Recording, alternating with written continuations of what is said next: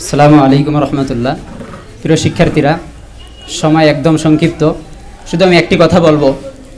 তৎকালীন যারা পারস্য রোম সাম্রাজ্যের সম্রাট ছিল, তারা এটিকে বিশ্লেষণ করেছিল। তারা বলেছিল যে মুসলিমরা এত খুব অল্প সংখ্যক মুসলিম থাকা সত্ত্বেও তাদের শরীর হচ্ছে একদম জীর্ণশীর্ণ, তাদের সবচেয়ে কুয়ারটা বেশি ছিল, সেটা হচ্ছে ইমানের।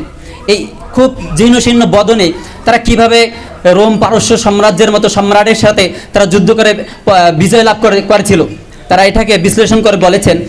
এই প্রশ্নের উত্তরটা খোঁজার জন্য আমি অনেক বিশাল বিশাল যুদ্ধের ময়দানে গিয়েছিলাম। সেখানে গিয়ে দেখেছি যে অবস্থাটা সেটা হচ্ছে যে রাতের মধ্যে যেই মুসলিম সৈন্যরা যুদ্ধ করত, তাদের রাতের মধ্যে তাদের শিবিরের মধ্যে গিয়ে দেখা যেত, তাদের তাঁবুর মধ্যে গিয়ে দেখা যেত যে সেখানে মনে হয় কোনো যোদ্ধা থাকে না, সেখানে মনে হয় কোনো সেনাবাহিনী থাকে না, মনে হচ্ছে কোনো সন্ন্যাসী থাকে, মনে হয় কোনো ফকির থাকে। তারা রাতের বেলায় তাদের চক্ষু দিয়ে অশ্রু প্রবাহিত হতো, আর দিনের বেলায় রাতের বেলা যেই চক্ষু দিয়ে তাদের অশ্রু প্রবাহিত হতো, সেই চক্ষু দিয়ে দিনের বেলা তাদের রক্ত প্রবাহিত হতো। দেখা যাচ্ছে সেই কারণে মুসলিমরা বিশাল বিশাল সাম্রাজ্যের সাথে তারা বিজয় লাভ করেছে। কিন্তু আজকের এই সময় আমরা এসে দেখতে পাচ্ছি